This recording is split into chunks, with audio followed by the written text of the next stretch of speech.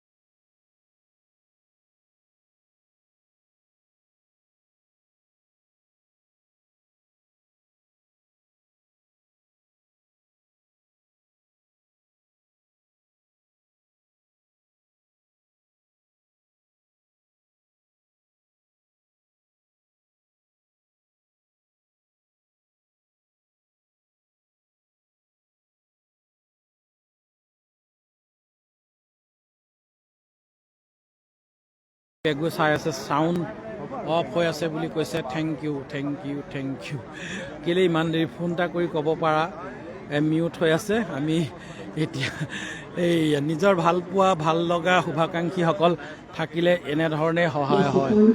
গতিকে নাজমিনক মই বহুত ধন্যবাদ জনাইছোঁ। মোৰ লাইভটোত চাউণ্ডটো অফ হৈ আছিলে, সেইকাৰণে ধন্যবাদ জনাইছোঁ।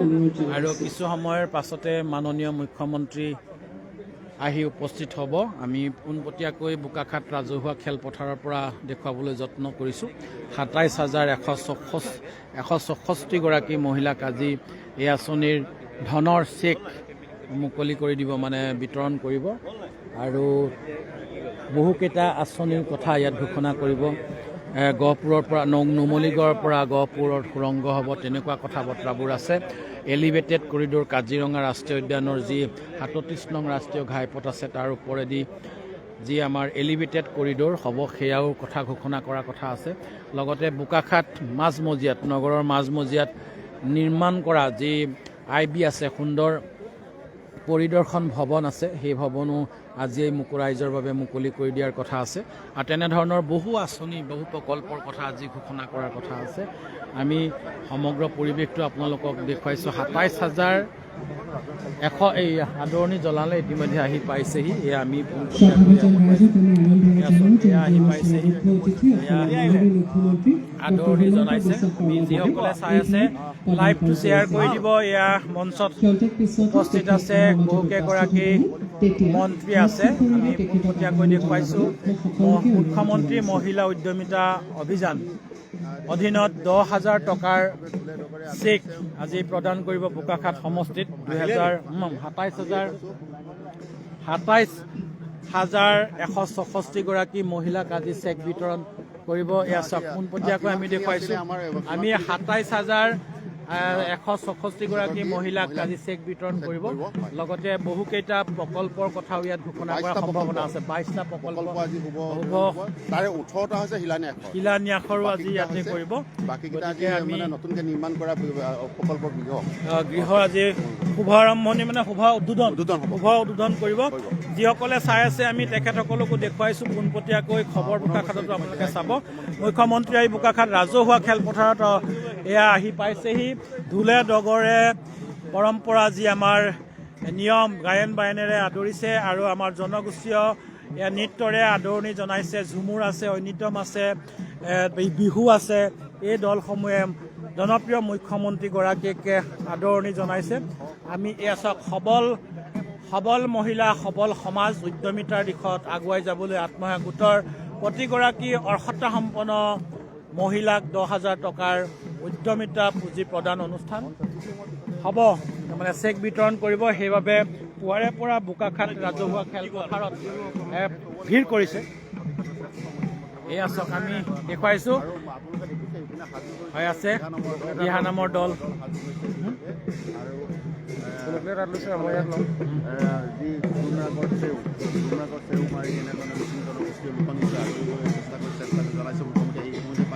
যিসকলে চাই আছে তেখেতসকলক ধন্যবাদ জনাইছোঁ।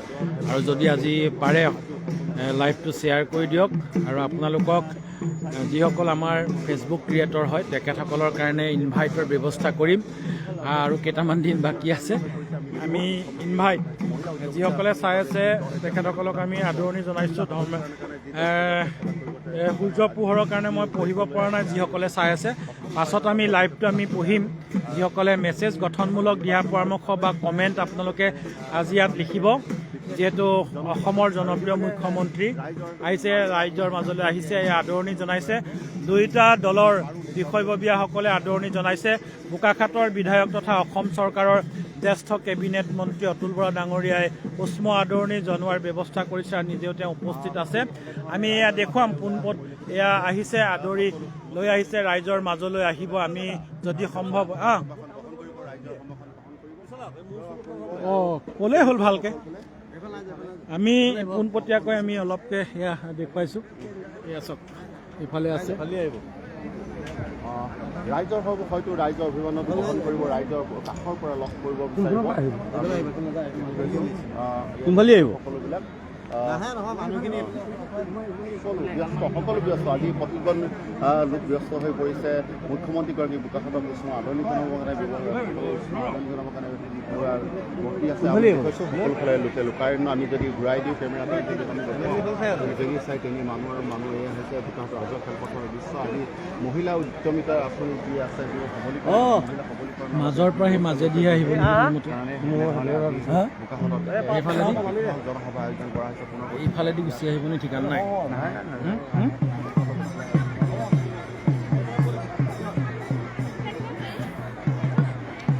ৰ'ব মামা কোনফালেদি আহিব এতিয়াও কনফাৰ্ম হোৱা নাই আহিলে আদৰণি জনালে কিন্তু আমি কেমেৰাত এতিয়ালৈকে দেখা পোৱা নাই যদি এইফালেদিও আহিব পাৰে বা সেই মঞ্চৰ সন্মুখলৈও আহিব পাৰে গতিকে আমি অলপকৈ পৰিৱেশটো আপোনালোকক দেখুৱাই থাকিম চাই থাকিব দুখৰ পৰা সম্ভৱ হয় যদি আমি দেখুৱাম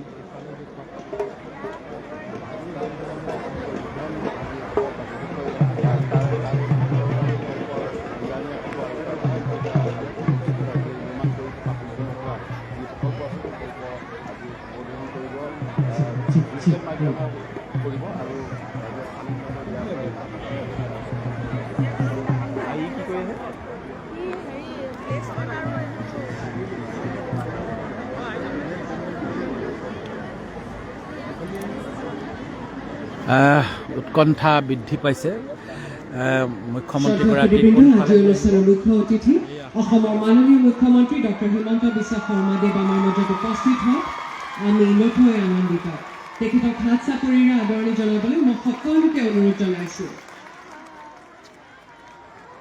এয়া আহি সকলোকে সম্ভাষণ জনাইছে মামাজী চাওক আমি পোনপটীয়াকৈ দেখুৱাইছোঁ যিসকলে চাই আছে লাইক শ্বেয়াৰ কৰিব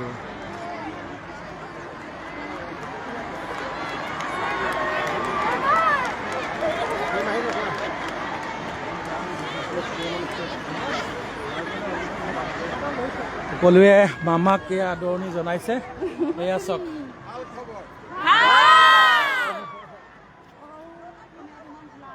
মই মাননীয় মুখ্যমন্ত্ৰী মহোদয়ক মঞ্চত আসন গ্ৰহণ কৰিবলৈ অনুৰোধ জনাইছোঁ লগতে অনুষ্ঠানৰ সুস্থ বৃদ্ধি কৰি আমাৰ মাজত আজি আছে মাননীয় মন্ত্ৰীদ্বয় ক্ৰমে শ্ৰীযুত অতুল বৰাদে ভাল খবৰ সুধিছে সকলোকে সাংসদ শ্ৰীযুত কামাখ্যা প্ৰসাদ দাসাদী মাননীয় বিধায়ক দ্বয় ক্ৰমে শ্ৰীযুত ভৱেন্দ্ৰনাথ ভৰালীদেৱ আৰু শ্ৰীযুত বিশ্বজিৎ ফুকনদেৱ আৰু অইন গণ্যমান্য ব্যক্তিসকল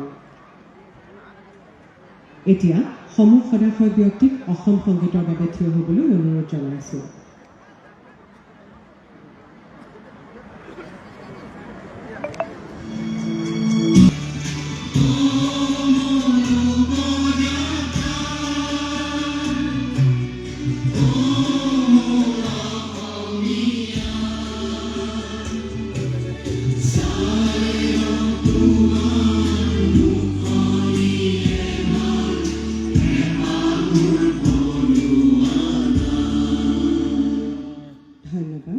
এতিয়া মই অসম চৰকাৰৰ কৃষি আৰু উদ্যান শস্য আদি বিভাগৰ মাননীয় মন্ত্ৰী শ্ৰীযুত অতুল বৰাদেৱক আদৰণি ভাষণ প্ৰদান কৰিবলৈ অনুৰোধ জনাইছোঁ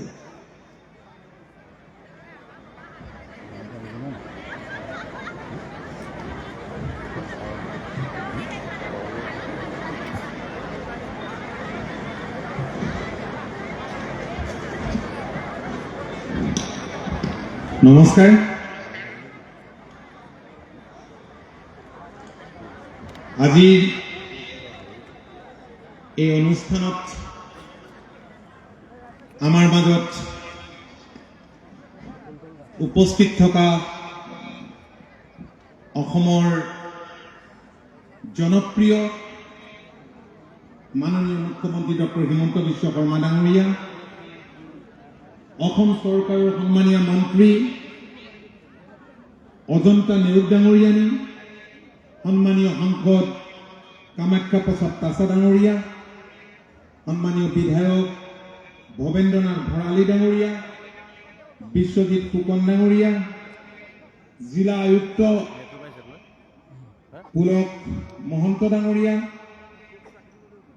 state mission director ASRLM Kuntalmani Sharma Bordoloi ডাঙৰীয়া ভাৰতীয় জনতা পাৰ্টিৰ জিলা সভাপতি চন্দ্ৰজ্যোতি ঠাকুৰ ডাঙৰীয়া, অসম গণ পৰিষদ দলৰ জিলা সভাপতি ডক্টৰ নিপেন বৰুৱা ডাঙৰীয়া, গোলাঘাট জিলাৰ সন্মিলিত গণশক্তিৰ কাৰ্যকৰী সভাপতি সুধীৰ চন্দ্ৰ বৰাং ডাঙৰীয়া, গোলাঘাট জিলা পৰিষদৰ চেয়াৰমেন পূৰ্ণিমা দাস ডাঙৰীয়ানী, গোলাঘাট মিউনিচিপাল বোৰ্ডৰ চেয়াৰমেন ৰত্নেশ্বৰ বৰুৱা ডাঙৰীয়া সমন্বিতে মঞ্চত উপবিষ্ট বিশিষ্ট ব্যক্তিসকল, শ্ৰদ্ধেয়া আইসকল আৰু ইয়াত উপস্থিত থকা মোৰ অতি শ্ৰদ্ধাৰ সেৱাৰ থলী ৰাইজ, জয়তে আপোনালোক আটাইকে আন্তৰিক সম্ভাষণ জনাইছো। আজিৰ দিনটো বোকাখাট সমষ্টিৰ ৰাইজৰ বাবে এটা বিশেষ দিন। মাননীয় মুখ্যমন্ত্ৰী ডাঙৰীয়াৰ ভাষাৰে ক'বলৈ গ'লে বিকাশৰ এটা দিন। আমাৰ চৰকাৰৰ শাসনকালত আৰম্ভ হোৱা বোকাখাট সমষ্টিৰ অবিৰত বিকাশমুখী যাত্ৰাত আজি কেইবাটাও নতুন মাইলৰ খুঁটি স্থাপন হ'ব। আটাইতকৈ ডাঙৰ কথা যে ইংৰাজী নৱবৰ্ষৰ এই পহিলা সপ্তাহতে নৱবৰ্ষৰ আৰম্ভণিৰ উৎসাহপূৰ্ণ পৰিৱেশৰ মাজত আমাৰ ৰাইজক এই উপহাৰ দিবলৈ মাননীয় মুখ্যমন্ত্ৰী ডাঙৰীয়া নিজেই আহি উপস্থিত হৈছে। আজি পুৱাৰে পৰা মই দেখিছোঁ, মই পুৱাই এপাক ঘূৰি গ'লোঁ গা পানী ধোৱাকৈ, যে মহিলা দেখিছোঁ যে পুৱা 5 বজাতে আহি ইয়াত আমাৰ আইসকল হাজিৰ হৈছে আৰু খুব উৎসাহেৰে আহিছে। মই সুধিছোঁ যে আপোনালোক শুলে নে নাই? কৈছে নহয়, কোনোবাই কৈছে মামা আহিব, কোনোবাই কৈছে মুখ্যমন্ত্ৰী আহিব। আমি পুৱাৰে পৰা ইয়াত আমি গোট খাইছোঁ আৰু আমি একো অসুবিধা পোৱা নাই, আমি খুব আনন্দেৰে আহিছোঁ। এই শুভক্ষণত ৰাইজক মই আন্তৰিক অভিনন্দন জনাইছোঁ আৰু বোকাখাটৰ ৰাইজৰ হৈ মাননীয় মুখ্যমন্ত্ৰী ডাঙৰীয়াক আন্তৰিক ধন্যবাদ আৰু কৃতজ্ঞতা জনাইছোঁ। সভাত উপস্থিত শ্ৰদ্ধাৰ বাইদেউ ভগ্নীসকলক মই সুধিব খুজিছোঁ, ৰাজহুৱাকে সুধিব খুজিছোঁ, আজি মনবোৰ ভাল লাগিছেনে নাই? লাগিছেনে নাই? কিমান ভাল লাগিছে?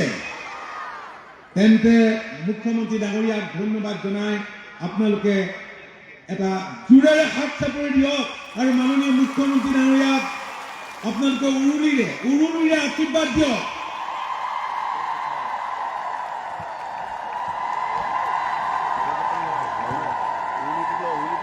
ধন্যবাদ, ধন্যবাদ। আপোনালোকৰ আশীৰ্বাদে, আপোনালোকৰ মৰম চেনেহে তেখেতক ৰাজ্যবাসীৰ কাৰণে, মহিলাসকলৰ কাৰণে, সকলো শ্ৰেণীৰ জনসাধাৰণৰ কাৰণে কাম কৰিবলৈ অধিক উৎসাহিত কৰিব। মাননীয় মুখ্যমন্ত্ৰী ডাঙৰীয়াই মহিলা উদ্যমিতাৰ বাবে বহু আঁচনি গ্ৰহণ কৰিছে। নিযুত মাইনাকে ধৰি বহুত আঁচনি, অৰুণোদয় বহুত আছে। এখন অতি অভিলেখী আঁচনি গ্ৰহণ কৰিছে, সেয়া হৈছে এখন অভিনৱ আঁচনি, যাৰ জৰিয়তে আজি প্ৰতিটো বিধানসভা সমষ্টিত যথেষ্ট সংখ্যক লাখ লাখ হাজাৰ হাজাৰ মহিলাই উপকৃত হৈছে আৰু আমাৰ ইয়াতো ২৭,০০০তকৈ মহিলা আজি ইয়াত উপকৃত হ'ব।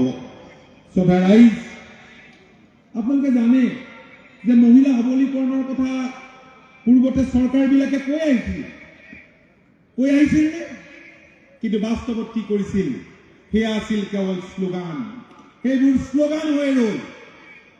এটা কথা ঠিক যে আৰ্থিকভাৱে আনৰ ওপৰত নিৰ্ভৰশীল হৈ থাকিলে সেই মহিলা কেতিয়াও সবল হ'ব নোৱাৰে। আমি আজি আত্মনিৰ্ভৰ অসমৰ কথা কওঁ। আত্মনিৰ্ভৰ অসমৰ বাবে মাননীয় মুখ্যমন্ত্ৰীয়ে বহুতখিনি কৰিছে। সেইখিনি আপোনালোকে কি কৰিছে আপোনালোকে দেখি আছে। আৰু আত্মনিৰ্ভৰ নাৰী সমাজ অবিহনে কেতিয়াও আত্মনিৰ্ভৰ অসম সম্ভৱ নহয়। এইটো বাস্তৱ সত্য আৰু এই বাস্তৱ সত্য উপলব্ধি কৰিয়েই মহিলা উদ্যমিতাৰ দৰে আঁচনি চৰকাৰে গ্ৰহণ কৰিছে। আৰু মই ভাবোঁ, আমাৰ বিশ্বাস যে আপোনালোকে প্ৰতিগৰাকীয়ে চৰকাৰে যি ধন আগবঢ়াইছে সেই ধনৰাশি সৎ প্ৰয়োগ কৰিব আৰু নিজকে স্বনিৰ্ভৰশীল কৰি তোলাত সফল হ'ব। ইয়াত মাননীয় মুখ্যমন্ত্ৰীৰ সদিচ্ছাতে ইয়াত আমি প্ৰায় 450টা SHG গোট কৰিছিলোঁ। 10 কোটি টকাৰ বিভিন্ন ধৰণৰ মহিলাক আমি দিছিলোঁ। তেখেতসকলেও নিষ্ঠাৰে কাম কৰি আছে। শ্ৰদ্ধা ৰাইজ, মই দীঘলীয়াকৈ নকওঁ। আজি এই চেগতে আমাৰ সমষ্টি আমাৰ বোকাখাতৰ বাবে তেখেতে বিভিন্ন প্ৰকল্পৰ আজি পৰিকল্পনা কৰিছিল। এই ষ্টেডিয়ামখন তেখেতৰ বাবে গৈ উঠিল। এটা ইনস্পেকশ্যন বাংলো আপোনালোকে আহিলে দেখিব, মই অসমত ক'তো ইমান সুন্দৰকৈ সজোৱা দেখা নাই। তেখেতৰ সদিচ্ছাৰ বাবে এটা ইনস্পেকশ্যন বাংলো গঢ় লৈ উঠিল আৰু সেইটো তেখেতে আজি ভাৰ্চুৱেলি মুকলি কৰিব। ইয়াৰ উপৰিও বহুখিনি ৰাস্তা, বহুখিনি দলং আছে। এটা সময়ত 16 চনৰ আগত ইয়াত ভিতৰুৱা অঞ্চলৰ ৰাস্তা পদূলি নাছিল, কাৰণ ফ্লাড প্ৰোন এৰিয়া আছিল। তেখেতৰ সদিচ্ছাৰ বাবে আজি গাঁৱৰ ভিতৰলৈকে বহুত ৰাস্তা হৈছে, দলং হৈছে আৰু মথাউৰিবোৰ নিৰ্মাণ হৈছে, যিটো আমাৰ কাৰণে অতিকে প্ৰয়োজন আছিল, কাৰণ এই গোটেই এৰিয়াটো হৈছে ফ্লাড প্ৰোন এৰিয়া। ইয়াৰ উপৰিও এখন আন্তঃৰাষ্ট্ৰীয় মানদণ্ডৰ অৰ্কিড পাৰ্ক তেখেতৰ সদিচ্ছাৰ বাবে নিৰ্মাণ হৈ আছে। সেয়া প্ৰায় সম্পূৰ্ণ হোৱাৰ পথত, সেয়াও আপোনালোকৰ বাবে আগবঢ়াব। এটা হিষ্টৰিকেল মিউজিয়াম হৈ উঠিব, মাটি দিয়া হৈছে, চৰকাৰে বাজেটতো ধন ধাৰ্য কৰিছে। তেখেতৰ সদিচ্ছাৰ বাবে এখন হস্পিটেল হৈ উঠিল, এখন পেট হস্পিটেলৰ নিৰ্মাণৰ কাম চলি আছে। আৰু ইয়াৰ উপৰিও আপোনালোকে জানে যে আমাৰ বহু বাগিচাত কেইবাখনো স্কুল গঢ় লৈ উঠিল, কেইবাখনো মডেল স্কুল। আজি বোকাখাতৰ নগৰতে দুখন ডাঙৰ ডাঙৰ প্ৰায় 8 কোটি টকাৰ স্কুল নিৰ্মাণ হৈ আছে। ইয়াৰ উপৰিও এখন মডেল কলেজ বোকাখাতৰ কহৰাত কাজিৰঙাত গঢ় লৈ উঠিল। ইয়াৰ উপৰিও বাগিচাবিলাকত হৈছে, এইটো আমাৰ আটাইৰে কাৰণে অত্যন্ত আনন্দৰ কথা। গতিকে বোকাখাতৰ বাবে আজি দিনটো এটা গুৰুত্বপূৰ্ণ দিন আৰু অহা দিনবিলাক আৰু ভাল হ'ব, কাৰণ আপোনালোকে জানে যে বন্যপ্ৰাণী প্ৰকৃতিয়ে আমাক দিছে ব্ৰহ্মপুত্ৰ নদী, তাৰপিছত কাজিৰঙা অভয়াৰণ্য, তাৰপাছত এটা পাহাৰ, কিন্তু মানুহ অহা যোৱা কৰিবৰ কাৰণে ৰাস্তা এটাটো বঢ়াবই লাগিব, হাইৱেটো হ'ল। কিন্তু বন্যপ্ৰাণীৰ মৃত্যু ঘটে। আমি দেখিছোঁ যে বানপানীৰ সময়ত যেতিয়া পাহাৰলৈ বগাব খোজে মৃত্যু ঘটে, আৰু সেইকাৰণেই এটা এলিভেটেড কৰিডৰ দেশৰ মাননীয় প্ৰধানমন্ত্ৰীয়ে খুব সোনকালে আৰম্ভ কৰাৰ কথা, সেই কথা মাননীয় মুখ্যমন্ত্ৰীয়ে ক'ব। আৰু আটাইতকৈ ডাঙৰ কথা যে উত্তৰ পাৰৰ লগত সংযোগ আমি কৰিবলৈ হ'লে কলিয়াবৰ হৈ যাব লাগে। এতিয়া নুমলীবৰ হৈ গহপুৰলৈ মাত্ৰ আমাক আধা ঘণ্টাৰ সময় লাগিব। মাননীয় মুখ্যমন্ত্ৰীয়ে এই কথাখিনি ক'ব। এইবিলাকতো কংগ্ৰেছ চৰকাৰৰ দিনত কল্পনা কৰা নাছিল, কল্পনা কৰিব পৰা নাছিল, ভাবিব পৰা নাছিল। কিন্তু ভাবিব নোৱাৰা কেতবোৰ কামেই মাননীয় মুখ্যমন্ত্ৰীৰ সবল নেতৃত্বত, দূৰদৰ্শী নেতৃত্বত সম্ভৱ হৈছে। আৰু মই নিজেও দেখিছোঁ 24 ঘণ্টাই এনেকৈ কাম কৰা, ৰাইজৰ কাৰণে দেহা মাৰি কাম কৰা আৰু এজন জনদৰ্শী মুখ্যমন্ত্ৰী আমি কেতিয়াও ভৱিষ্যতে আৰু নাপাম। তেখেত দীৰ্ঘায়ু হওক, ভগৱানে তেখেতক অনাগত দিনত ৰাইজৰ হৈ কাম কৰিবলৈ, আমাৰ ৰাজ্যখন আগবঢ়াই লৈ যাবলৈ তেখেতক শক্তি দিয়ক। তেখেতৰ সপোন যে আমাৰ ৰাজ্যখন দেশৰ অগ্ৰণী 5খন ৰাজ্যৰ ভিতৰত অন্তৰ্ভুক্ত হ'ব লাগে, আৰু সেই দিশেৰে তেখেতে দ্ৰুতগতিত কাম কৰি আছে। আপোনালোকে জানে যে তেখেতৰ বাবেই যোৱা 5টা বছৰৰ ভিতৰত অসম দেশৰ আটাইতকৈ দ্ৰুতগতিত বৃদ্ধি পোৱা অৰ্থনীতিৰ ৰাজ্য হিচাপে স্বীকৃত হৈছে। আজি এই কথা ক'বলৈ পাই মই অত্যন্ত গৌৰৱ অনুভৱ কৰিছোঁ যে ভাৰতীয় ৰিজাৰ্ভ বেংকৰ তথ্য অনুসৰি বিগত 5টা বছৰত অসমৰ অৰ্থনীতিৰ বিকাশ 45% বৃদ্ধি পাইছে, আৰু লগতে GSDPৰ পৰিমাণ 3.49 লাখ কোটি টকালৈ বৃদ্ধি পাইছে। সৰ্বকালৰ অভিলেখ সৃষ্টিকাৰী এই সাফল্যৰ বাবে আমি গৌৰৱী অসমীয়া হিচাপে মাননীয় মুখ্যমন্ত্ৰী ডাঙৰীয়াক আকৌ এবাৰ জোৰেৰে হাত চাপৰিৰে অভিনন্দন জনাবলৈ মই ৰাইজক অনুৰোধ জনালোঁ। ৰাইজ দীঘলীয়াকৈ নকওঁ, তেখেতৰ বহুত প্ৰগ্ৰেম আছে, ইয়াৰ পৰা দিল্লীলৈকে যাবগৈ, যোৰহাটৰ পৰা। আৰু আটাইতকৈ ডাঙৰ কথা হৈছে কি, কাজিৰঙা আমাৰ গৌৰৱ, এশিঙীয়া সময়ৰ গৌৰৱ। আজি দেশৰ মাননীয় প্ৰধানমন্ত্ৰী ইয়াত আহি যোৱাৰ পাছত আজি আমি দেখিছোঁ যে বহুত পৰ্যটকৰ সংখ্যা বাঢ়িছে। কিন্তু কংগ্ৰেছৰ দিনত দৈনন্দিন গড় হত্যা হৈছিল, কিন্তু যোৱা বছৰটোত এটাও গৃহ বিভাগৰ দায়িত্বত থকা মুখ্যমন্ত্ৰী ডাঙৰীয়াৰ নিৰলস প্ৰচেষ্টাৰ বাবে আজি এটাও গড় হত্যা হোৱা নাই। এইটো কম ডাঙৰ কথা নহয়। কাজিৰঙাক লৈ আমি গৌৰৱ কৰোঁ। দীঘলীয়াকৈ নকওঁ, মই সকলোকে মই আন্তৰিক ধন্যবাদ আৰু কৃতজ্ঞতা জনাইছোঁ।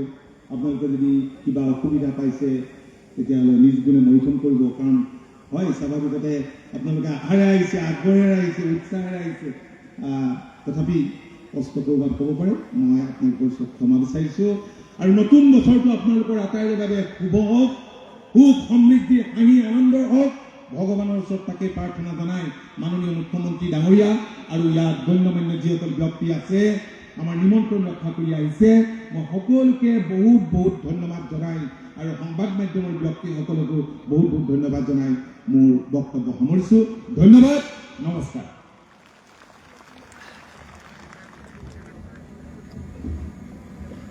ধন্যবাদ মহাশয় শ্ৰদ্ধাৰ সুধীবৃন্দ এতিয়া লোক নিৰ্মাণ পথ বিভাগৰ 13টা প্ৰকল্প লোক নিৰ্মাণ গৃহ বিভাগৰ 3টা প্ৰকল্প জলসিঞ্চন বিভাগৰ 1টা পশুপালন আৰু পশু চিকিৎসা বিভাগৰ 1টা আৰু স্বাস্থ্য আৰু পৰিয়াল কল্যাণ বিভাগৰ 4টা প্ৰকল্প উদ্বোধন কৰা হ'ব লগতে লোক নিৰ্মাণ বিভাগৰ পথৰ 16টা লোক নিৰ্মাণ বিভাগ গৃহৰ 1টা আৰু জলসিঞ্চন বিভাগৰ 1টা প্ৰকল্প শিলান্যাস কৰা হ'ব মই মাননীয় মুখ্যমন্ত্ৰী মহোদয়ক আভাসী ৰূপত এই শুভ কাৰ্য সম্পন্ন কৰিবলৈ অনুৰোধ জনাইছোঁ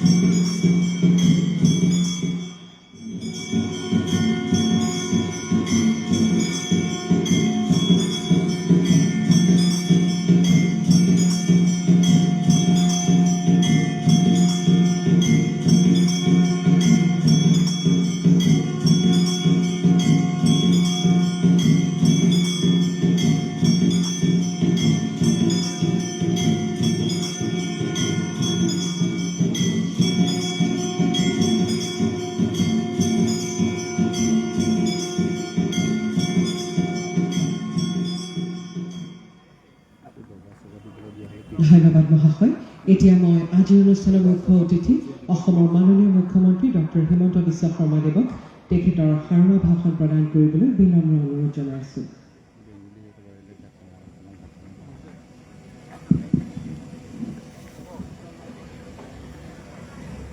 ভালে আছে আপোনালোক সকলোকে হেপী নিউ ইয়াৰ ৰাতিপুৱা কেইটা বজাত আহিলে মই শুনা নাই ঠিক আছে মই শুনিলো কোনোবাই কৈছে 5টা বজাত আহিছে কোনোবাই কৈছে 6টা বজাত আহিছে ঠিক আছে প্ৰথমতে কোনে কোনে 5টা বজাত আহিলে হাত দাঙক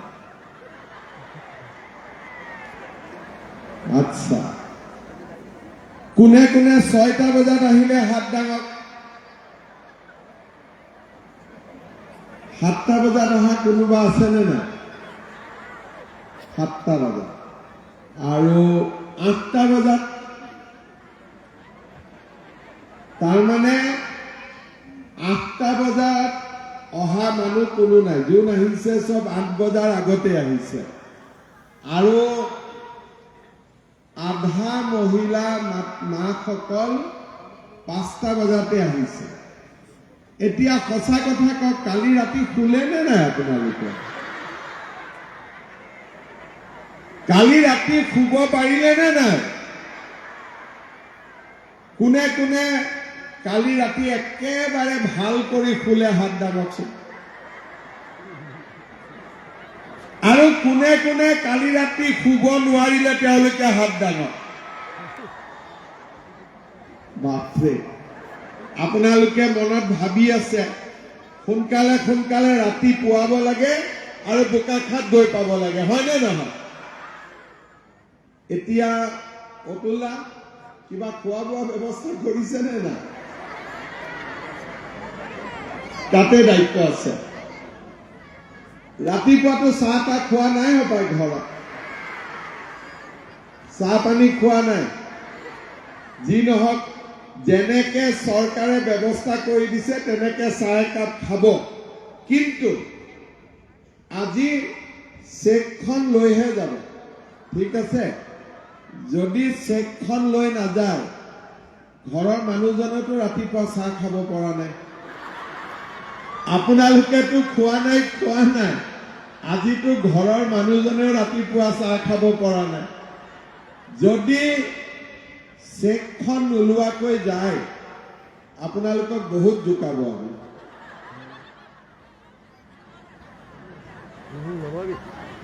বহুত দিনৰ পৰা চিন্তা হৈ আছিল নহয় সব জায়গাতে শুনি আছো বিলাই আছে আমাৰ বোকাখাত কেতিয়া আহিব হয়নে মই 56টা জায়গাত 56টা সমষ্টিত ঘূৰি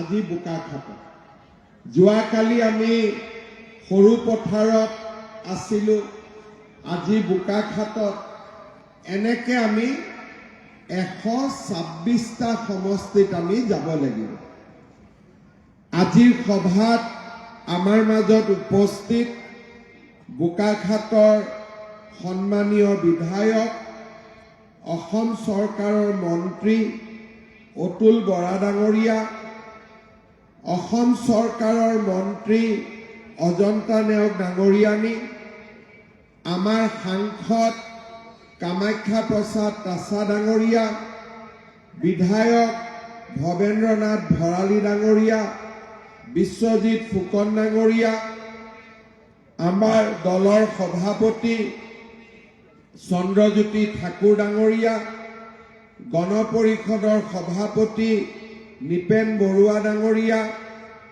গণশক্তিৰ কাৰ্যকৰী সভাপতি মনেশ্বৰ কুতুম ডাঙৰীয়া জিলা পৰিষদৰ সভানেত্ৰী পূৰ্ণিমা দাস ডাঙৰীয়া আমাৰ বোকাখাত মিউনিচিপাল বোৰ্ডৰ চেয়াৰমেন ৰত্নেশ্বৰ বৰুৱা ডাঙৰীয়া সভাত উপস্থিত সন্মানীয় আইমাতৃসকল আৰু সন্মানীয় সুধীবৃন্দ মুখ্যমন্ত্ৰীৰ মহিলা উদ্যমিতা অভিযানৰ আজি মই 56টা সমষ্টিৰ সভাত অংশগ্ৰহণ কৰিলো আৰু আজি বোকাখাততো খন্তেক সময় পিছতে আমি এই পুঁজি বিতৰণ কৰোঁ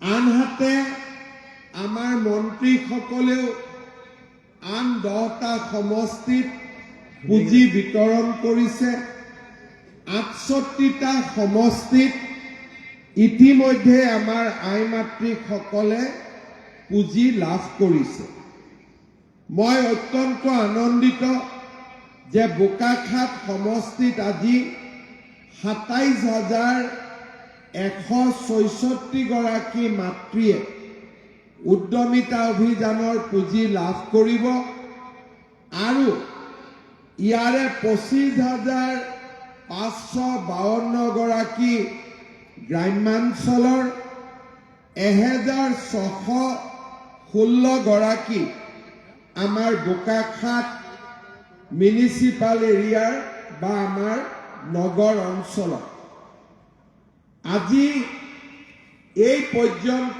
আমি ৰাজ্যত 16,10,000 মহিলা ইতিমধ্যে আমি পুঁজি বিতৰণ কৰিলো আৰু 16 লাখ মহিলা আমি অহা 15-20 দিনৰ ভিতৰত এই পুঁজিৰ ধন বিতৰণ কৰোঁ আজি আমি ইয়ালৈ আহিছো একো গৰাকী মহিলাই 10,000 টকাকৈ পাব কিন্তু 27,000 মহিলা যদি 10,000কৈ পায় সৰ্বমুঠ চৰকাৰে বোকাখাতত কিমান আজি খৰচ কৰিব লাগিব 27 কোটি টকা 27,000 এজনৰ কাৰণে 10,000 কিন্তু সকলোৰে যদি টকাটো আমি যোগ কৰি দিওঁ আজি আমি কিমান পুঁজি বিতৰণ কৰিব লাগিব 27 কোটি টকা চৰকাৰে অসমত 16 লাখ মহিলাক এই আঁচনি দিলে আৰু 16 লাখক দিব তাৰ মানে 32 লাখ মহিলাই এই আঁচনি লাভ কৰিব এগৰাকী দুগৰাকী নহয় 32 লাখ মহিলা আপোনালোকে চিন্তা কৰক 32 লাখ মহিলাক 10,000 টকা কৰি দিওঁতে চৰকাৰে কিমান খৰচ কৰিব লাগিব 3,200 কোটি টকা আজিলৈকে অসম আৰু ভাৰত স্বাধীন হোৱাৰ আজি প্ৰায় 80 বছৰ হওঁ আজিলৈকে আমাৰ অসমত মহিলাসকলৰ উদ্দেশ্যে অকল মহিলাৰ একাউণ্টত টকা সোমাব মহিলাসকলৰ উদ্দেশ্যে ইমান ডাঙৰ আঁচনি কেতিয়াও লোৱা হোৱা নাছিলে প্ৰথমবাৰৰ বাবে ভাৰতীয় জনতা পাৰ্টি আৰু অসম গণ পৰিষদ দলৰ চৰকাৰে প্ৰথমবাৰৰ বাবে আমাৰ অসমৰ মহিলাসকলক উদ্দেশ্য কৰি ইমান ডাঙৰ আঁচনি হাতত লৈছে অকল যে মহিলা উদ্যমিতাই আমি হাতত লৈছো তেনেকে নহয় যেনেকে আজি 32 লাখ মহিলা উদ্যমিতা অভিযানৰ পুঁজি লাভ কৰিব তেনেকৈ আমাৰ অসমত 40 লাখ মহিলাই আজি অৰুণোদয় আঁচনি লাভ কৰিছে 40 লাখ মহিলা অৰুণোদয় আৰু 32 লাখ মহিলা উদ্যমিতা যদি বোকাখাতত আমি চাবলৈ যাওঁ 27,000 মহিলা উদ্যমিতা অভিযানৰ পুঁজি লাভ কৰিব আৰু 31,844 গৰাকী মহিলাই অৰুণোদয় আঁচনি লাভ কৰিছে মহিলাৰ লগতে আমাৰ ছোৱালীসকল আজি নিযুত মইনা আঁচনি লাভ কৰিছে 3.5 লাখ ছোৱালীয়ে কলেজত পঢ়িবৰ বাবে আজি নিযুত মইনা আঁচনি লাভ কৰিছে আমাৰ বোকাখাতত প্ৰায় 2,000 ছোৱালীয়ে আজি নিযুত মইনা আঁচনিৰ দ্বাৰা উপকৃত হৈছে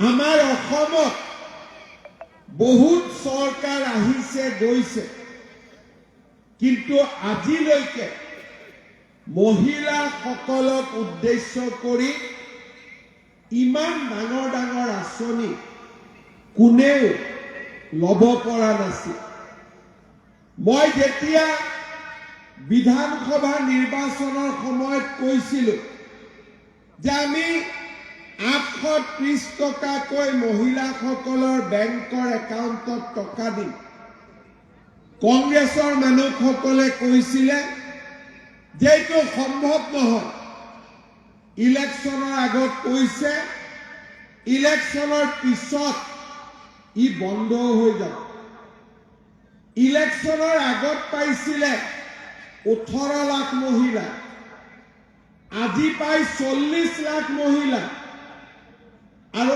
830 টকাৰ পৰা ই গৈ 1250 টকাত পৰিণত হ'ল মোদী ডাঙৰীয়াই আমাক বিনামূলীয়া চাউল দিয়া আৰম্ভ কৰিলে সকলোৱে ভাবিছিলে যে কোভিড বা কৰোনা শেষ হৈ যোৱাৰ পিছত বিনামূলীয়া চাউলৰ আঁচনি বন্ধ হৈ যাব।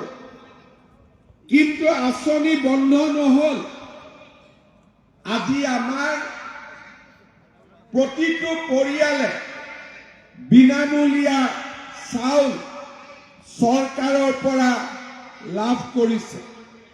আজি আমাৰ বোকাখাটত আমি যদি চাবলৈ যাওঁ, আমাৰ বোকাখাট সমষ্টিত 39,850টা পৰিয়ালে আজি বিনামূলীয়া চাউল লাভ কৰিছে। মানুহে ভাবিছিলে যে বিনামূলীয়া চাউলতে শেষ হৈ যাব। নতুনকৈ আৰম্ভ হ'ল যে 117 টকাত 1 কেজিকৈ দালি পাব, 1 কেজিকৈ চেনি পাব, 1 কেজিকৈ নিমখ পাব। মানুহে ভবাই নাছিলে যে 117 টকাত আৰম্ভ হৈছে আৰু এই মাহত আমি 100 টকাতে 1 কেজি দালি, 1 কেজি চেনি আৰু 1 কেজি নিমখ পোৱা আমি আৰম্ভ কৰিম। আপোনালোকে পাইছেনে নাই 100 টকা? কোনে কোনে কিনিলে এই মাহত হাত দাঙকচোন। আৰু যিসকলে কিনা নাই আপোনালোকে কিনি ল'ব পাৰিব। এতিয়া মই যোৱাকালি সৰু পথাৰত কৈছো, নভবাকৈ ইমানবোৰ কাম হৈ আছে। লাখপতি বাইদেউ ভবাই নাছিলো, অৰুণোদয় ভবাই নাছিলো, নিযুত মইনা ভবাই নাছিলো। এতিয়া নিযুত মইনাৰ লগতে 1 ফেব্ৰুৱাৰীৰ পৰা বাবু আঁচনিও আহি আছে। ল'ৰাবিলাকেও এতিয়া পঢ়াৰ খৰচ পাব। এতিয়া যোৱাকালি মই সৰু পথাৰত কৈছো, সোনকালে সোনকালে বিজেপি চৰকাৰ আকৌ এবাৰ বনাই দিয়ক, দালি নিমখ চেনিও বিনা পইচাত পোৱা আৰম্ভ হৈ যাব, যে পইচাও দিব নালাগে। বনাবনে নাই বিজেপি চৰকাৰ? কোনে কোনে বিজেপিক ভোট দিব হাত দাঙকচোন, মই চাওঁ। বাপৰে, অতুল দা চবে ভোট দিব। আমাৰ ইয়াত কিন্তু পদুম মানে হাতী, সেইটো জানে নে নাই সকলোৱে? কোনে কোনে জানে? সকলোৱে জানে। বাপৰে, বোকাখাটৰ মানুহ বহুত স্পীডত আছে, মোতকৈ স্পীডত আছে। তাৰ মানে আজি বিজেপি আৰু এজিপিৰ চৰকাৰে প্ৰতিটো বছৰতে আমি ৰাইজৰ কাম কৰি কৰি গৈ আছো। এনেকুৱা নহয় যে অকল আমি ৰাইজক সুবিধা দিছো, তাৰ লগত ৰাইজৰ কাম কৰিছো। কাজিৰঙাত বছৰত 50টাকৈ গড় মৰিছিলে, আজি গড় নমৰে। গড় মাৰিব অহা মানুহকেইটা মৰিব, কিন্তু গড় নমৰে। এতিয়া কোন মৰিব? আগতে বেচেৰা গড় কেইটা মৰিছিল, এতিয়া গড় মাৰিব অহা মানুহকেইটাৰ বুকুতে গুলি লাগিব। এয়া হৈছে বিজেপিৰ চৰকাৰ। চোৰাং চিকাৰীবিলাকেও গম পালে যে এতিয়া ৰকিবুল হুছেইন মন্ত্ৰী হৈ থকা নাই, গতিকে কাজিৰঙাৰ ওচৰে পাজৰে অহাৰ দৰকাৰ নাই, দূৰে দূৰে থাকিব লাগে, ইয়াত আহিলে মৰিব লাগিব। আজি এটাও গড় নমৰা হৈ গ'ল। আমাৰ অসমৰ মাটি বাৰীবিলাক অচিনাকি মানুহবিলাকে দখল কৰি আছিলে। কাজিৰঙাত উচ্ছেদ হ'ল, সৰু পথাৰত উচ্ছেদ হ'ল, আজি তেজপুৰত উচ্ছেদ চলি আছে। আপোনালোকে ভাবি আচৰিত হ'ব, আমাৰ চৰকাৰে কিমান মাটি মুকলি কৰিলে? 1 বিঘা, 2 বিঘা, 3 বিঘা নহয়, 1,60,000 বিঘা মাটি আজি আমি অচিনাকি মানুহৰ পৰা উদ্ধাৰ কৰিছো। কিমান মাটি? 1,60,000 বিঘা মাটি। আৰু কিমান কৰিব আছে? 12 লাখ বিঘা মাটি। আমাৰ হাতত 1 বিঘা মাটিয়ে নাই, আমাৰ হাতত 5 বিঘা মাটি নাই। আৰু তেওঁলোকে কিমান ৰাখি থৈছে? 12 লাখ বিঘা মাটি। আজি আমি সেই মাটিবোৰ মুকলি কৰিছো। ল'ৰা ছোৱালীক অকল পঢ়ুৱাই নাই, ঘোষ নিদিয়াকৈ বিনা পইচাত চৰকাৰী চাকৰি পোৱাৰ ব্যৱস্থা কৰিছো। 1 লাখ চৰকাৰী চাকৰি দিয়াৰ প্ৰতিশ্ৰুতি আছিলে। ইতিমধ্যে 1.5 লাখ চাকৰি ল'ৰা ছোৱালীয়ে পাই গ'ল। কোনেও 1 টকা পইচাও দিবলগীয়া হোৱা নাই। আগতে কি আছিল? চাকৰি এটাৰ কাৰণে 5 লাখ 10 লাখ টকা আমি ঘোষ দিব লাগিছিল। আজি অসমত পৰিৱেশ সলনি হৈছে। আজি ইমান দিনে বোকাখাতৰ মানুহ যেতিয়া গুৱাহাটীলৈ যায় আমাক 4 ঘণ্টা লাগে। আজি মই ৰাতি কলিয়াবৰত আছিলো। ৰাতিপুৱা মই ভাবিলো গাড়ী দি যাওঁ। ড্ৰাইভাৰক সুধিলো কিমান সময় লাগিব? যে ছাৰ কাজিৰঙাত লাহে লাহে যাব লাগে, 1 ঘণ্টা 20 মিনিট লাগিব। কিমান লাগিব? 1 ঘণ্টা 20 মিনিট। 18 তাৰিখে মোদী ডাঙৰীয়াই বোকাখাত আৰু কলিয়াবৰত ফ্লাইঅভাৰেদি লগাই দিবৰ কাৰণে আহিব। কিমান দীঘল ফ্লাইঅভাৰ হ'ব? 34 কিলোমিটাৰ। দেশৰ ভিতৰতে, এছিয়া মহাদেশৰ ভিতৰতে আটাইতকৈ ডাঙৰ ফ্লাইঅভাৰ হ'ব। এতিয়া কলিয়াবৰ যাই পাওঁতে কিমান দেৰি লাগিব?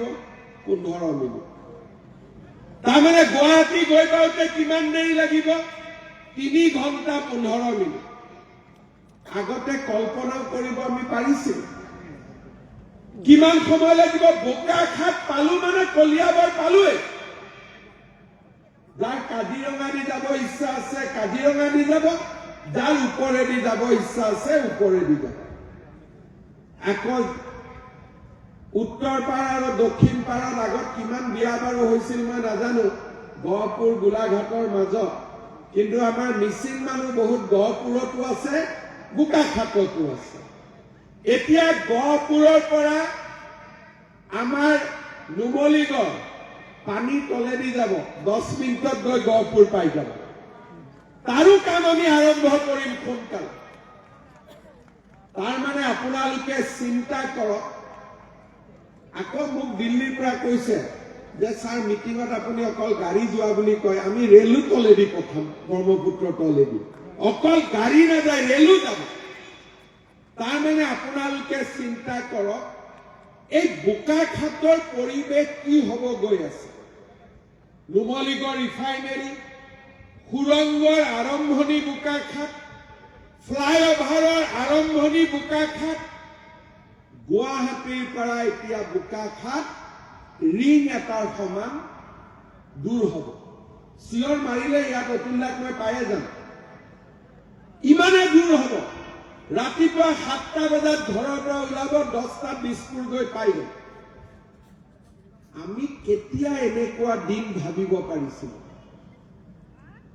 আজি অকল অৰুণোদয় নহয়, বিনামূলীয়া চাউল নহয়, বাঁহৰ পৰাও আমি আজি তেল উলিয়াইছো।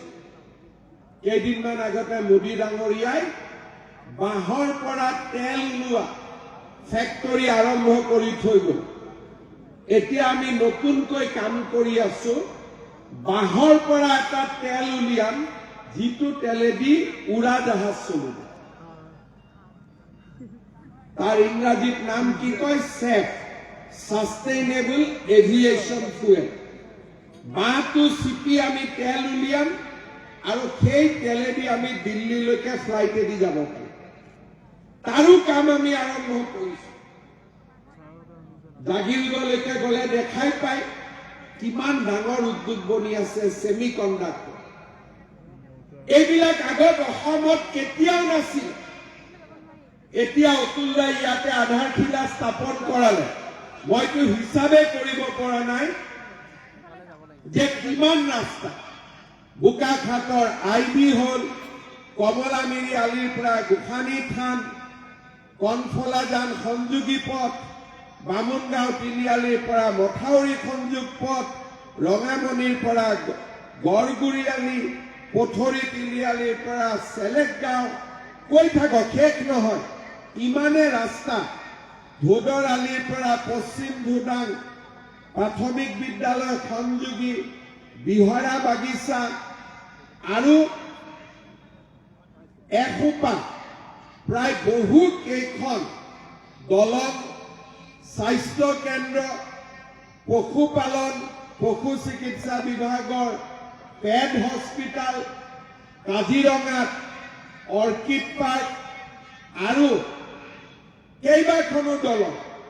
2 নম্বৰ বকুল চাপৰিৰ পৰা দেৱীথান হৈ কাঞ্চা চাপৰি দলং, জুলুঙা ভেটিৰ পৰা মিচিমিয়াটি ছগুৰি হৈ বৰটিকা সংযোগী দলং, চেলেক গাঁৱৰ পৰা দুচুটিমু গাঁও সংযোগী, ৰাগদিয়াৰ পৰা মিচিয়াটি হৈ ৰঙাগ্ৰাম, মথাউৰিৰ পৰা কেমেৰি গাঁও দলং, দুচুটিমুখৰ পৰা কাঞ্চা চাপৰি দলং, নাগকাটিৰ পৰা গোসাই চাপৰি সংযোগী দলং, নাচনি পথাৰৰ পৰা তালচিবাৰী সংযোগী দলং, কৈ শেষে নহয়। আজি দুচুটিমুখ হস্পিটাল পথৰ দলং, বালিচাপৰিৰ পৰা নাগকাটি হৈ কমলামিৰি পথৰ দলং। ইয়াতে গাই শেষ কৰিব নোৱাৰি। ৰজাবাৰী উচ্চতৰ মাধ্যমিক বিদ্যালয় নতুন গৃহ নিৰ্মাণ 7 কোটি টকা। ইমানবিলাক কাম, এভিকশ্যন, গড় মাৰা বন্ধ, অৰুণোদয়, উদ্যমিতা, বিনামূলীয়া চাউল, কম টকা দালি চেনি, এলিভেটেড কৰিডৰ, ফ্লাইঅভাৰ, টানেল। আপোনালোকে চিন্তা কৰক 2016 আৰু 21 চনত আপোনালোকে বিজেপি আৰু এজিপি দলক ভোট দিয়াৰ কাৰণে আমাৰ ৰাজ্যখনে আজি উন্নয়নৰ এটা নতুন দিগন্তলৈ যাব পাৰিছে। 1.5 লাখ পৰিয়ালে চাকৰি পাইছে, পৰিয়ালকেইটা উদ্ধাৰ হৈছে। আপোনালোকৰ ল'ৰা ছোৱালী আজি পঢ়িবৰ কাৰণে ভাল পায় যে পঢ়িলে চাকৰি এটা পাব পাৰে। আজি তেনে পৰিৱেশত আমি আপোনালোকৰ মাজত উদ্যমিতা অভিযানৰ পুঁজি বিতৰণ কৰিব আহিছোঁ। বহুতে ভাবে যে এইটো 10,000 টকা দিয়া আঁচনি। এইটো 10,000 টকা দিয়াৰ আঁচনি নহয়। এই আঁচনিটো হ'ল অসমৰ মহিলাক নিজৰ ভৰিৰ ওপৰত নিজে থিয় দিবলৈ প্ৰেৰণা দিয়া আৰু লাখপতি বাইদেউ বুলি। লাখপতি বাইদেউ মানে কি? যিগৰাকী মহিলাই বছৰত 1 লাখ টকাতকৈ বেছি ব্যৱসায় কৰে। আজি আমাৰ অসমত আমাৰ বহুতে নাজানে 40 লাখ মহিলা গোটত সদস্য আছে আৰু 40 লাখ সদস্য 8 লাখ মহিলা ইতিমধ্যে লাখপতি বাইদেউ হৈছে। তাৰ মানে লাখপতি বাইদেউ হোৱাটো ইমান টান কাম নহয়। 8 লাখ মহিলা আমাৰ ইতিমধ্যে লাখপতি বাইদেউ হ'ব পাৰিছে। আমাৰ বোকাখাটতো বহুতো লাখপতি বাইদেউ আছে। এনেকুৱা নহয় যে আমাৰ বোকাখাটত লাখপতি বাইদেউ নাই। মোক অলপ আগতে মই আমাৰ অফিচাৰসকলক সুধিছিলোঁ যে বোকাখাটৰ বেছি নহয় 2গৰাকী লাখপতি বাইদেউৰ নাম মোক দিব লাগে। তেওঁলোকে মোক ক'লে যে আমাৰ ইয়াৰ গোলাঘাট পশ্চিম উন্নয়ন খণ্ডৰ নৱজাগৰণ আত্মসহায়ক গোটৰ নিৰ্মলা শৰ্মা বাইদেৱে গাখীৰ দুগ্ধ কামেৰে মাহত 48,000 টকা উপাৰ্জন কৰে। বছৰত কিমান হ'ব? 5,70,000 টকা। আমাৰ বাদুলিপাৰ গাঁৱৰ ৰিজু দাস বাইদেৱে টেইলৰিং আৰু কাপোৰৰ দোকান দি মাহত 27,000 টকা উপাৰ্জন কৰে। বছৰত কিমান কৰে? 3,24,000 টকা। এনেকুৱা মহিলা কিমান আছে? 8 লাখ। যদি 8 লাখ মহিলা লাখপতি বাইদেউ হ'ব পাৰিছে, আমি কিয় নোৱাৰিম? আমিও পাৰিম। চৰকাৰে আমাক অলপ অলপ সহায় কৰক, আমি লাখপতি বাইদেউ হ'ব পাৰিম। আৰু আপোনালোকক আমি সহায় কৰিম লাখপতি বাইদেউ হ'বৰ কাৰণে। আৰু সেই কাৰণেই আজি আমি ইয়াত গোট খাইছো। 10,000 টকা আৰম্ভণি, 10,000 টকা শেষ নহয়। আজিৰ পৰা আমাৰ যাত্ৰা আৰম্ভ হ'ল, শেষ হোৱা নাই। আমি এই 10,000 টকাটো লৈ যদি উচিত তাৰ ব্যৱহাৰ কৰিব পাৰো, চৰকাৰে লাহে লাহে আমাক আগুৱাই লৈ গৈ থাকিব। কেনেকে আমি উচিত ব্যৱহাৰ কৰিম? প্ৰথম, আজি আমি 10,000 টকা চৰকাৰৰ পৰা পাম আৰু 10,000 টকাটো আমি 3 ধৰণে ব্যৱহাৰ কৰিম। এটা, আজি টকাটো লৈ টকাটো আমি গোটত জমা দিম, আমাৰ গোটৰ একাউণ্টত দিম। যোনে ব্যৱসায় কৰে সেই মহিলাগৰাকীক আমি ঋণ দিম। মহিলাগৰাকীয়ে কাম কৰিব, টকা ঘূৰাই দিব, আকৌ দ্বিতীয় মহিলাগৰাকীক দিব। আমাৰ গোট চলি থাকিব। কিছুমান মহিলাই ক'ব যে আমি গ্ৰুপত নিদিওঁ। কোনো কথা নাই। গ্ৰুপত নিদিলে আমি কি কৰিম? আমাৰ 10,000 টকাৰে আমি নিজে কিবা এটা কৰিব চেষ্টা কৰিম। গৰু কিনিলো, চিলাই মেচিন কিনিলো, সৰু দোকান দিলো, তাঁতশালৰ কাৰণে সূতা কিনিলো, ছাগলী বা মৌ-মাখি, আমি কিবা এটা উৎপাদনমূলক কামত এই 10,000 টকাটো খৰচ কৰিম। 3 নম্বৰ, মই ব্যৱসায় কৰিব পাৰো কিন্তু মোৰ ভয় লাগে। আমি কি কৰিম? আমাৰ হাজবেণ্ডৰ এখন দোকান আছে, তেওঁৰ ফিচাৰী আছে, তেওঁৰ খেতি আছে, তেওঁ মাছৰ ব্যৱসায় কৰে। তেওঁৰ ব্যৱসায় এই 10,000 টকাটো আমি লগাই দিম। 3টা ৰাস্তা দিলো। গোটত দিয়ক, নিজে কৰক, নহলে আমাৰ হাজবেণ্ডৰ লগত লগ লাগি কিবা এটা উৎপাদনমূলক কাম কৰক, ঘৰৰ ব্যৱসায়টো শক্তিশালী কৰক। 6 মাহ পিছত আমি আপোনালোকৰ ঘৰত আহি, বাইদেউ 10,000 টকাটো কি কৰিলে? বোলে পুৰণা মোবাইলটো বেয়া হ'ল, মোবাইলটো নতুন কৰি ললো। কাৰ কাৰ ইচ্ছা আছে? কোনে কোনে মোবাইল কিনাৰ মন আছে? হাত ডাঙৰ। কাৰো ইচ্ছা নাই? ঠিক আছে। তাৰপিছত সুধিম, বাইদেউ টকাটো ক'ত গ'ল? বোলে বিহু আহিয়ে গ'ল আৰু কাপোৰ কানি কিনিলো। কিছুমানে ক'ব যে টকাটোতো ল'লো, মাঘ বিহু আহি গ'ল, পিকনিক খাব মন গ'ল আৰু টকা আকৌ দিব নহয়।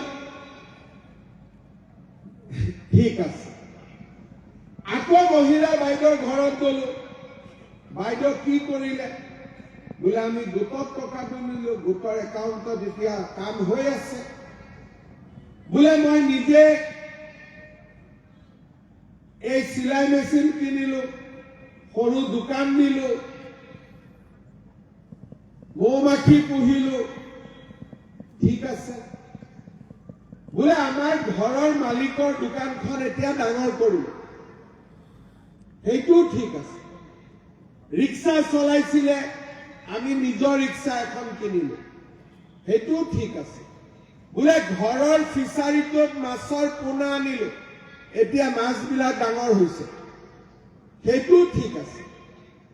যি কেইগৰাকী মহিলাই এই টকা কেইটা মই কোৱাৰ দৰে ব্যৱহাৰ কৰিব, আমি তেওঁলোকক এই বোকাখাট ষ্টেডিয়ামত আকৌ মাতিম আৰু দ্বিতীয়বাৰ আমি তেওঁলোকক 25,000 টকাকৈ আমি দিম। কাক কাক লাগিব 25,000? 25,000 কাক কাক লাগিব? হাত ডাঙৰ। কিন্তু মোবাইল কিনিলেতো নাপাব। চবে কাম কৰিব নে নকৰে? ডাঙৰ কৰিব নে নকৰে? এতিয়া 25,000 লৈ যোৱাৰ পিছত তৃতীয় বছৰত আমি আকৌ আহিম। 10,000 টকা এই বছৰ হ'ল, অহা বছৰ 25 হ'ল, আকৌ আমি আহিম। বাইদেউ 10ও পালে, 25ও পালে, কি কৰিলে? বোলে এতিয়া মোৰ ব্যৱসায়টো ডাঙৰ হ'ল, 10,000ও পালো, 25,000ও পালো, এতিয়া কাম ভাল কৰি চলি আছে। তেতিয়া তৃতীয় বছৰত আমি আকৌ আপোনালোকক মাতিম আৰু তৃতীয় বছৰত আমি আপোনালোকক কিমান দিম? 50,000 টকাকৈ আমি আপোনালোকক দিয়াৰ ব্যৱস্থা কৰিম। 50,000 লোৱা মানুহ অলপ কম হ'ব, হাত চাপৰিখিনি কম হৈছে। মোৰ টকা বাচিব নেকি? কাক কাক 50,000 লাগিব? টকা নাবাচে তাৰমানে। মই হাত চাপৰিটো অলপ লাহে লাহে দেখি ভাবিলো যে বাচিলো, মোৰ টকা অলপ কমিব বুলি। লাগিব নে নাই 50,000? তেতিয়াহ'লে মই কোৱা ৰাস্তা দি আপোনালোকে এই কামখিনি আগুৱাই লওক। এতিয়া মোক এটা কথা কওক, আমাৰ কোন কোন মহিলাৰ ঘৰত, এটা ঘৰত আমি দুটা নিদিওঁ, এটা ঘৰত আমি এগৰাকীক দিওঁ, কাৰ কাৰ ঘৰত অৰুণোদয় আছে হাত দাঙকচোন। এতিয়া কাৰ কাৰ নাই হাত দাঙক। নাইতো অলপ কম, আছেতো বেছি। যি নহওক, অতুল দাক মই আজি আৰু 2,000 অৰুণোদয় দি থৈ যাম, যাতে নোপোৱাবিলাকেও পাব পাৰে। হ'ব অতুল দা, নোপোৱা বাইদেউসকলক দিবৰ কাৰণে আপোনাক মই আৰু 2,000 অৰুণোদয় আজি দি থৈ গলো। ঠিক আছে? একদম। এতিয়া আপোনালোকে ক'ব, মামাইতো লাখপতি হোৱাৰ কথা ক'লে, বিহু খোৱাৰ কথা একো নক'লে। বিহুটো খাব লাগিব, বহাগ বিহু আহিব। এতিয়া আপোনালোকক লাখপতি হ'বৰ কাৰণে নহয়, ল'ৰা ছোৱালীক বিহুত কাপোৰ দিবৰ কাৰণে আৰু নিজেও এখন কাপোৰ ল'বৰ কাৰণে 20 তাৰিখে মই আপোনালোকক কি দিম? 20 ফেব্ৰুৱাৰী তাৰিখে অৰুণোদয় পৰিয়ালক কি দিম? কোনে কোনে জানে? ডাঙৰ কৰি কওক। 8,000 দিম। মইতো দিম বুলি কলো, কিন্তু পাম পাম কাৰ কাৰ লাগি আছে? মইতো এনেও ক'ব পাৰো, মই এনেই কওঁ নে নকওঁ? মই ক'লে কামটো হয় নে নহয়? একদম সঁচা কথা ক'বচোন। মই যে ক'লো যে 20 তাৰিখে 8,000 টকা মই দিম, কাৰ কাৰ মনত লাগে যে টকাটো পাম বুলি? সকলোৰে বিশ্বাস আছে? যদি এই বছৰ মই 10,000 দিলো, 20 তাৰিখে 8,000 দিলো, অহা বছৰ 25,000 দিম বুলি কোনে কোনে বিশ্বাস কৰে? 50,000 পাম বুলি কোনে কোনে বিশ্বাস কৰে? আৰু লাষ্টত মই সুধো, বিজেপিক ভোট দিমেই বুলি কাৰ কাৰ মন আছে? তেওঁলোকে এতিয়া 10,000 পাব লাগিব, 8,000 পাব লাগিব, 25 পাব লাগিব, 50 পাব লাগিব, লৰাই চাকৰিও পাব লাগিব, অসমখনো আগবাঢ়ি যাব লাগিব, আৰু বিজেপি এজিপিক ভোটো দিব লাগিব। হয়নে নহয়? একদম। আৰু একদম অতুলদাক মৰমতে ভোটটো দিবই লাগিব দেই। অতুলদাকো হাতীত দিব লাগিব ধুনীয়াকৈ। ঠিক আছে? সকলোৱে সুন্দৰ কৰি আপোনালোকে আজি টকাটো লৈ যাব। 27,000 মহিলা একেলগে লাইন পাতিলে বহুত দেৰি লাগিব। ৰাতিপুৱাটো চাহু খাই অহা নাই, পেটটোৱে অলপ পিছতে কামুৰিব আৰম্ভ কৰিব। কামুৰিছে নেকি ইতিমধ্যে? ঠিক আছে। সেইকাৰণে আপোনালোকক আমি সোনকালে সোনকালে বিদায় দিম। কেনেকে দিম? আমি মঞ্চত ভিঅ বাইদেউসকলক চেক কেইখন দি দিম। ভিঅ বাইদেউসকলে তাতে বহি থাকিব। গোটৰ সভানেত্ৰী কোন কোন আহিছে হাত দাঙক। সভানেত্ৰীসকলে উঠি গৈ তাৰ পৰা 10খন চেক লৈ আহিব, আৰু সদস্যসকলক ইয়াতে বিতৰণ কৰি দিব। চেক লৈ আপোনালোক ঘৰলৈকে যাব। কিন্তু কোনোবাই যদি ভাবে যে চেকখন ঘৰতে ল'ম, আৰু ঘৰত যোৱা মানে পকেটৰ পৰা 300-250 টকা যাবই। আৰু বোলে যোৱাৰ খৰচ, আহাৰ খৰচ 200, 300, 250 ফাইন লাগি যাব।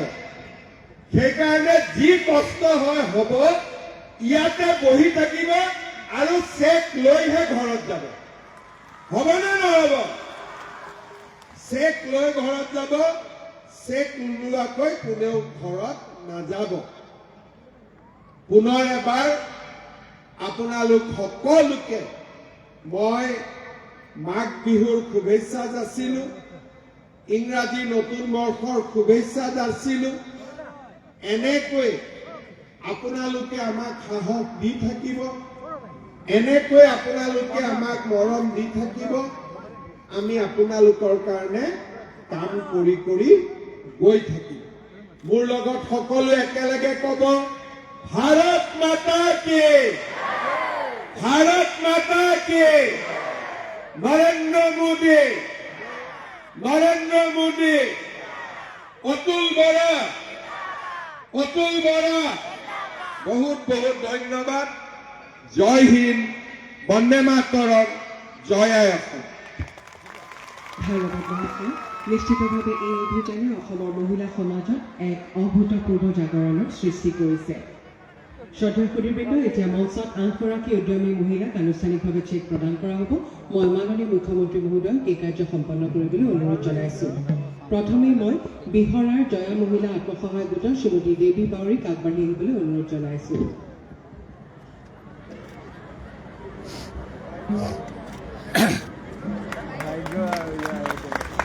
ধন্যবাদ। এইবাৰ গুলুং টেমেৰাৰ সোণালী আত্মসহায়ক গোটৰ শ্ৰীমতী নিজৰা চাৰৰ পেগুক আগবাঢ়ি আহিবলৈ অনুৰোধ জনাইছোঁ।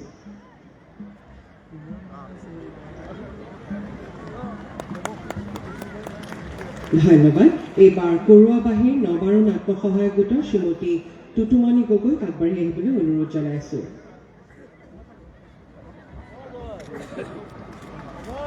ধন্যবাদ। এইবাৰ পূব মহুৰাৰ কল্যাণী আত্মসহায়ক গোটৰ শ্ৰীমতী মৌচুমী বৰা ৰাজখোৱাক আগবাঢ়ি আহিবলৈ অনুৰোধ জনাইছোঁ।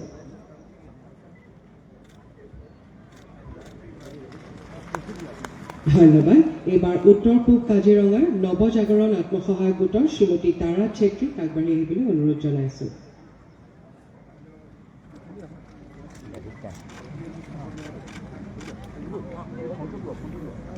ধন্যবাদ। এইবাৰ বোকাখাট MB পদুম আত্মসহায়ক গোটৰ শ্ৰীমতী সাবিত্ৰী সোণাৰীক আগবাঢ়ি আহিবলৈ অনুৰোধ জনাইছোঁ।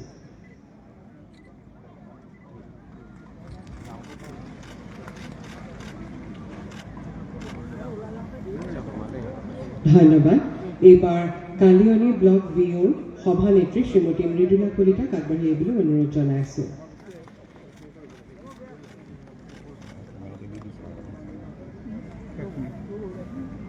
ধন্যবাদ। এইবাৰ কুহি গ্ৰাম্য মহিলা সংগঠনৰ সভানেত্ৰী শ্ৰীমতী মিনু গগৈক আগবাঢ়ি আহিবলৈ অনুৰোধ জনাইছোঁ।